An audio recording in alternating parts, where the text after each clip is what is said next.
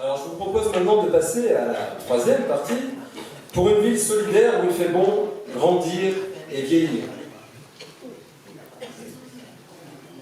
Vence doit être solidaire de tous ses habitants, des plus jeunes aux plus anciens, avec une attention particulière à tous ceux qui connaissent des difficultés de la vie ou des problèmes de santé. La solidarité est une valeur collective, pour que chacun se sente bien dans notre ville, moins seul, et pour mieux vivre ensemble, au-delà d'un handicap, au-delà d'une maladie, unis par un lien intergénérationnel fort. Nous souhaitons faire de Vence une ville toujours plus solidaire, où il fait bon grandir et vieillir. Alors commençons par une série de mesures pour nos enfants et nos jeunes, et aussi pour nos bébés. Dès leur naissance, la municipalité se rapproche, très proche, des bébés vensois. Nous créerons l'opération Une naissance, un arbre. Chaque année, nous planterons autant d'arbres que d'enfants vensois nés l'année précédente.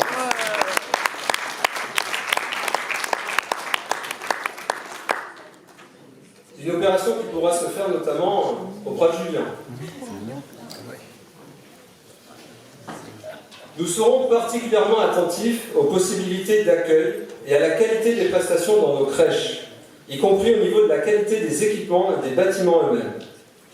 Pour nos maternelles et écoles, nous travaillerons sur les besoins d'extension des Baou et de Chagall afin d'anticiper l'arrivée des nouveaux résidents du quartier Chagall.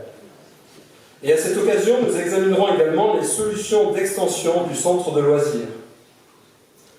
Enfin, un programme pluriannuel d'entretien des bâtiments sera mis en œuvre en collaboration avec les chefs d'établissement afin d'accueillir nos enfants dans les meilleures conditions. J'ai commencé à vous en parler tout à l'heure, nous ferons rentrer le conservatoire de musique dans les écoles, avec la création de l'opération L'Orchestre à l'école, permettant d'emmener entre le CE2 et le CM2 des enfants à former un orchestre, qui à la fin de chaque année, et encore plus la troisième année, se produira en public. Concernant les cantines, nous augmenterons progressivement la part de produits bio et le nombre de repas végétariens, en allant au-delà de la loi Egalim, pour les connaisseurs, avec une volonté affirmée de proposer autant que possible des produits de saison issus de nos producteurs locaux.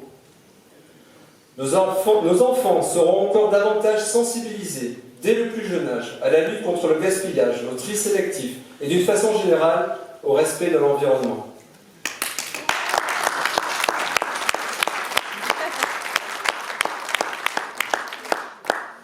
Les aires de jeux pour enfants seront équipées de jeux dignes de la ville de Vence, notamment l'aire de jeu de l'avenue des Poilus, qui est somme toute extrêmement sommaire. Et je vous parlerai tout à l'heure de l'Alhambra. D'autre part, parmi l'ensemble des instances participatives que nous allons mettre en place, nous souhaitons créer un conseil municipal des enfants pour les 8-14 ans, afin de leur apporter un apprentissage à la vie démocratique et aussi les faire participer à des projets les concernant. La continuité de ce conseil municipal des enfants sera le conseil local de la jeunesse pour les 15-24 ans, au sein duquel seront co-construits tous les sujets concernant les besoins des jeunes. Les membres de ce conseil auront notamment l'aide nécessaire à la création d'un journal des jeunes, sous forme de newsletter, afin que chaque jeune vensois soit toujours informé des événements pouvant le concerner sur Vence et ses alentours.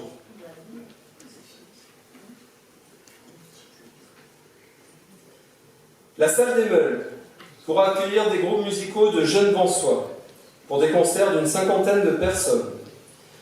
Et bien sûr, la future salle de spectacle, avec ses 600 places debout, comprendra des concerts à destination de la jeunesse vensoise. Près du lycée, le square Alina sera réaménagé avec des tables pour déjeuner et des abris pour les jours de pluie. C'est vrai que des tables existaient à l'origine. Elles étaient jolies, elles étaient en bois. Elles n'ont pas duré longtemps. Là, nous mettrons des tables en béton.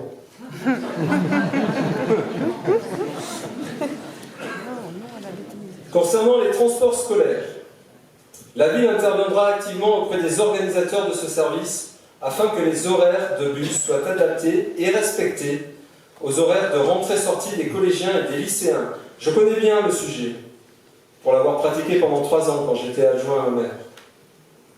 Il y a sans cesse des ajustements à réclamer et il faut que la municipalité soit attentive et persuasive sur ce sujet. Nous mettrons en place également une opération Finance ton permis, destinée aux 16-22 ans, en attribuant aux jeunes une participation financière pour passer leur permis de conduire en échange de services pour la ville. Ils pourront travailler pour l'animation touristique, l'animation sociale intergénérationnelle, ou renforcer des services, les services techniques, les services du sport ou les services de la culture.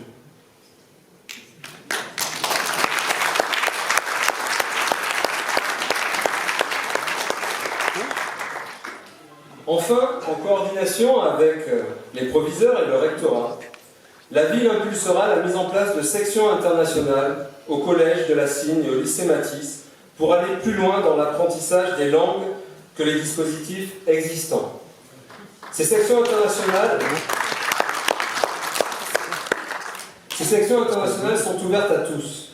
Elles ne sont absolument pas réservées aux jeunes étrangers. Et les enfants qui les suivent du collège au lycée, notamment à Valbonne ou encore à Roquefort-les-Pins, deviennent pratiquement bilingues dans la langue choisie. Ce sera donc un réel plus pour nos enfants.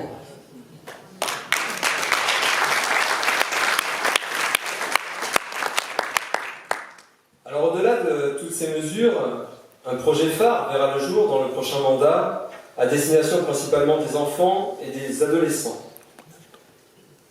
C'est le projet de l'Alhambra, sur le plateau Saint-Michel, à côté de l'école Toreil et de la maternelle du Signadour. Dès que les 100 places du doublement du parking de la piscine seront opérationnelles, avec, je vous le rappelle, des places destinées aux détenteurs d'abonnements résidents, habitant le centre-ville, nous entreprendrons la restructuration de l'ensemble du secteur de l'Alhambra. Un secteur qui, outre le parking, comprend les vieux bâtiments des pompiers et de la coopérative agricole. Des bâtiments dans un piteux état, même si la façade de celui qui abrite aujourd'hui la Maison des Jeunes et les Restos du Cœur a été repeinte. Ce qui n'empêche pas la Maison des Jeunes de prendre l'eau dès qu'il pleut. Sur ce secteur, nous réaliserons une nouvelle Maison des Jeunes en co-construction avec eux. Un nouveau bâtiment accueillera les associations existantes déjà sur le site, dont les Restos du Cœur. Et si cela est judicieux, ce même bâtiment pourra accueillir la PMI, la protection maternelle et infantile, aujourd'hui située dans la villa Bouvier, entre l'entrée du cimetière et la maternelle des Bigaradiers. Ce qui libérera, si cela est nécessaire, si jamais elle doit déménager de la rame. Et le reste de l'emplacement de l'Alhambra sera un nouveau parc végétalisé avec des jeux pour enfants, à proximité immédiate de la cité historique et du pôle scolaire Signadour-Saint-Michel-Toreil. Une aire de jeu en centre-ville dans un secteur à faible circulation, sans risque de pollution de l'air. Et pour la sécurité des lieux, ce parc sera fermé la nuit et placé sous surveillance vidéo.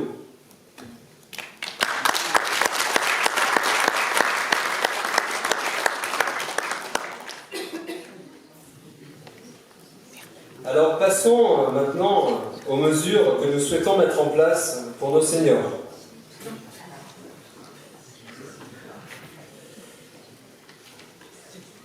Nos seniors peuvent, depuis ce début d'année, se retrouver au 24 avenue Isnard dans une maison qui leur est dédiée pour des activités.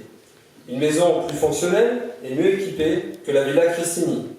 Une maison issue d'un projet voulu par la municipalité en début de mandat et réalisé par la SEM de Vence en lien avec le CCAS. Ce nouveau lieu va être l'occasion de développer de nouvelles activités que nous souhaitons entreprendre pour les seniors, comme par exemple la médiation animale ou la gymnastique douce.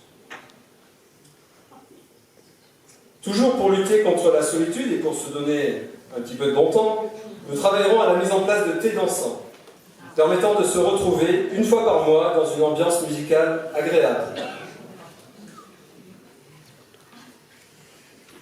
Et parce que pouvoir rester à son domicile est un enjeu majeur pour nos seniors, les actions d'aide à domicile seront renforcées avec du personnel mieux formé.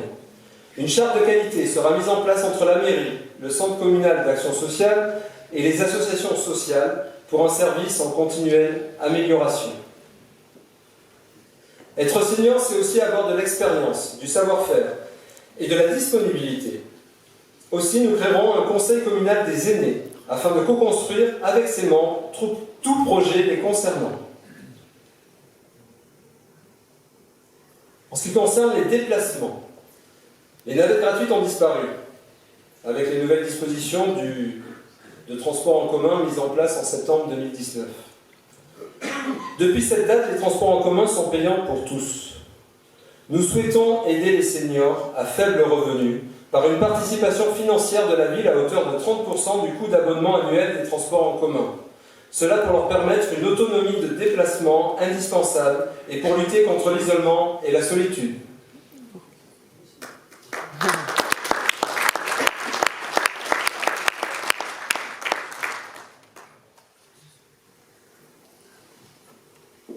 Alors, 2 points concernant la santé de tous les Vansois.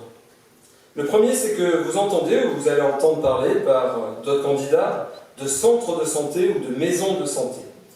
Sachez que ces projets ne dépendent pas directement de la municipalité.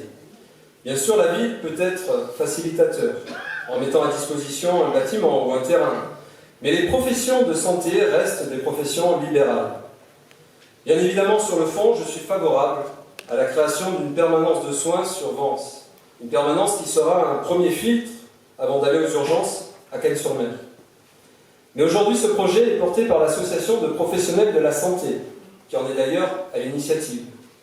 Nous serons disponibles pour les aider à réaliser ce projet, mais il serait intellectuellement malhonnête de se l'approprier dans un programme électoral. Une action qui, par contre, peut être menée directement par la ville, est de faire notre propre promotion, notamment auprès des étudiants en médecine, en leur présentant tous les avantages à venir s'installer à Vence, notamment pour notre qualité de vie. Le second point concerne la mise en œuvre d'une mutuelle communale, permettant de vous faire bénéficier d'une offre collective d'assurance complémentaire santé, mutualisée et donc négociée au meilleur prix.